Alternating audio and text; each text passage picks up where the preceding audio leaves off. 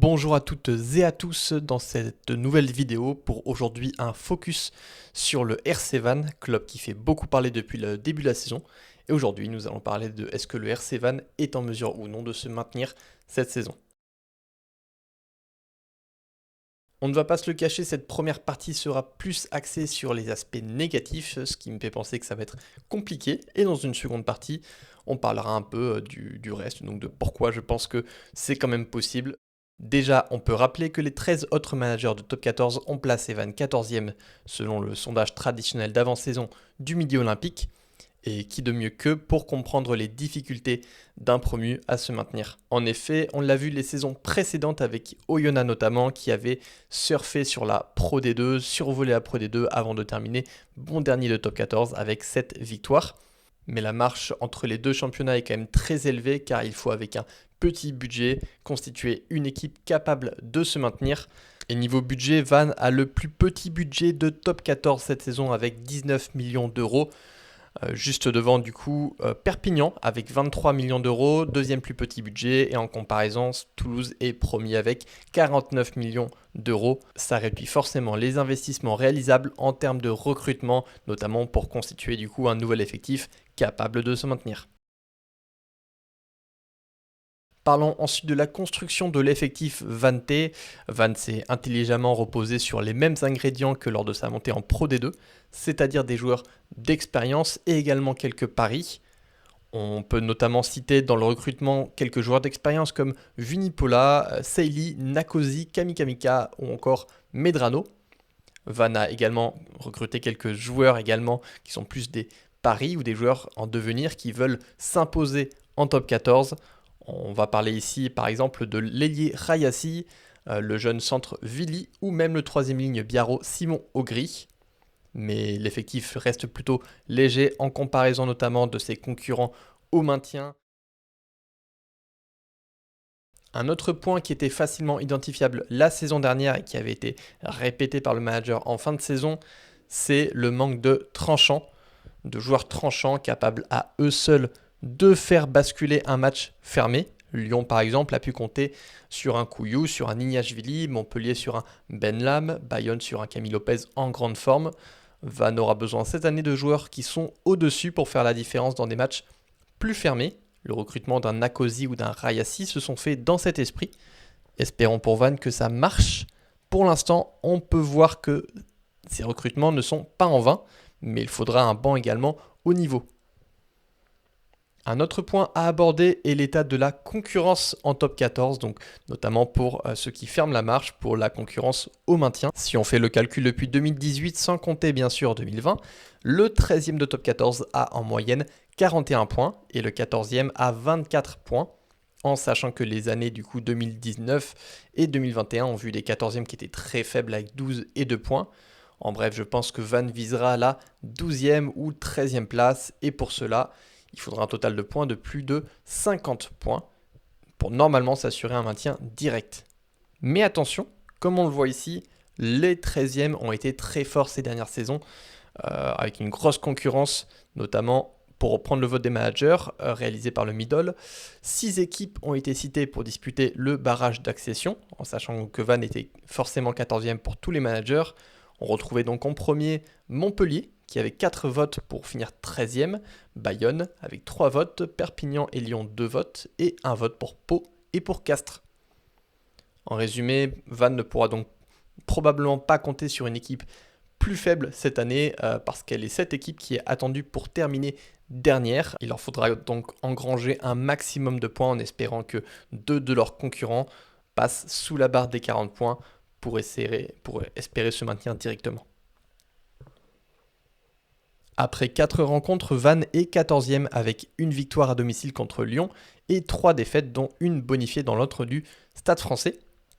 Vannes a montré des lacunes qui étaient plutôt récurrentes chez les promus, c'est-à-dire justement à l'inverse justement une grosse intensité toujours montrée, mais par contre ils ont pêché également dans la finition. Vannes n'est parvenu par exemple contre le Stade Toulousain à franchir la ligne qu'une seule fois, alors qu'ils ont pour autant gardé beaucoup de possession de balles et ont réussi même à dominer le Stade Toulousain pendant un certain temps Pour autant, le score montre que c'est le Stade Toulousain qui a largement gagné. En défense, contre Toulouse et contre Paris, Vannes a encaissé quelques essais un peu faciles, même si contre Paris, Vannes a montré qu'ils étaient également capables de marquer des essais un peu faciles. Je ne parlerai pas trop du déplacement à Toulon car Vannes avait fait l'impasse sur ce match avec un effectif totalement renouvelé, qui était pour autant capable, on l'a vu, d'aller chercher quelque chose. On a surtout vu que les habituels remplaçants et réservistes étaient capables d'aller chercher certaines choses, étaient capables d'aller bousculer un peu la feuille de match sur la suite. Et ça, c'est plutôt de très bon augure parce que sur une saison complète, il faudra des remplaçants, il faudra des réservistes qui soient au niveau si Vannes veut espérer se maintenir. Voilà, bon, pour ce match contre Toulon, peu d'enseignements à retenir, simplement que les réservistes et les remplaçants étaient plutôt au niveau. En tout cas, ils ont tenu bon pendant 65 minutes, mais ils ont payé cher les 10 dernières, là où justement ils ont fait des erreurs un peu basiques, un peu classiques. Bref, Vannes a quand même de belles promesses quant à ce match-là, et pour la suite, il faut espérer que du coup, il réengrange des points rapidement avec un effectif titulaire. En résumé des points négatifs, le RCV va avoir du mal à se maintenir, on en a parlé notamment car la concurrence est rude, car Vannes n'a pas un effectif qui est extrêmement complet par rapport notamment à ses concurrents. Maintenant, derrière, il y a quand même quelques motifs d'espoir et Vannes, avec une bonne gestion de son effectif, une bonne gestion des joueurs, pourrait aller chercher quelque chose, mais pour ça, en effet, il va falloir faire l'impasse sur quelques matchs, malheureusement. On l'a vu comme contre Toulon. Pour aller chercher les points là où il les faut, ne pas laisser de points en tout cas là où on peut en prendre. Et à la fin, on fera le compte. Et si Vannes se retrouve au-dessus des 50 points, oui, Vannes pourra vraiment espérer avoir décroché la 12e place. Pour exister en top 14, il faut gagner à domicile. Et pour gagner à domicile, il faut le soutien d'un public fort. Si la Rabine n'est pas un grand stade, elle est quasiment toujours pleine et connaît depuis quelques années la ferveur d'un public breton passionné. Bon, en petit bonus, on peut notifier le respect des buteurs à la Rabine, car pour l'avoir vu plusieurs fois dans ce stade, c'est impressionnant et ça devrait être même une norme à respecter le buteur, même s'il est dans le camp adverse.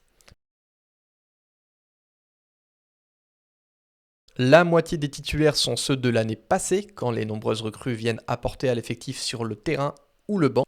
Vannes avait déjà un effectif solide l'année passée, notamment devant, mais des recrues comme Rayassi, comme Nakosi, comme Medrano, comme Vunipola vont apporter énormément, je pense, au RCV. Et si le RCV se maintient, je pense que ces joueurs n'y seront pas étrangers. En tout cas, il fallait se renforcer et c'est ce qui a été fait par la direction avec des joueurs d'expérience qui viennent vraiment apporter purement à l'effectif. Sur le terrain, en tout cas, on voit que ce sont des joueurs qui sont impliqués dans le projet et ça ne peut que réussir. Il est difficile de voir une équipe bien fonctionner sans un bon 10 et c'est plutôt le cas avec Lafarge, en tout cas, qui fonctionne très bien avec Vannes. On l'a vu, hein, sans être époustouflant, Lafarge c'est un buteur quand même qui est solide, qui a un bon jeu au pied, que ce soit face aux perches ou dans le jeu courant, ce qui mène d'ailleurs Vannes à être une des équipes avec la meilleure domination territoriale.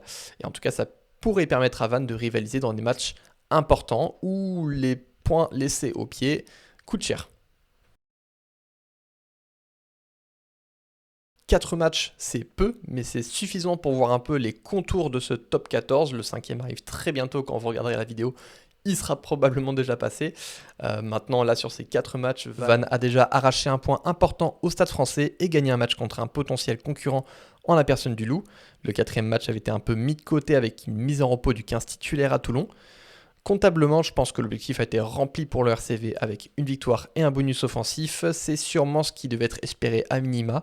En résumé, il n'est pas impossible, mais fortement improbable quand même de voir Vannes disputer les premières places. Maintenant, je pense qu'un objectif plus raisonnable sera la 12e place, voire la 13e place.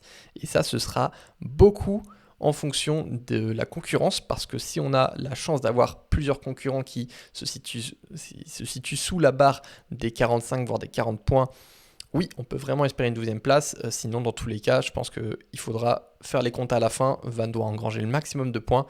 Et puis on verra bien. Mais bon, au-dessus de 45 points, ça devrait passer. Voilà, merci à tous en tout cas pour avoir suivi cette vidéo.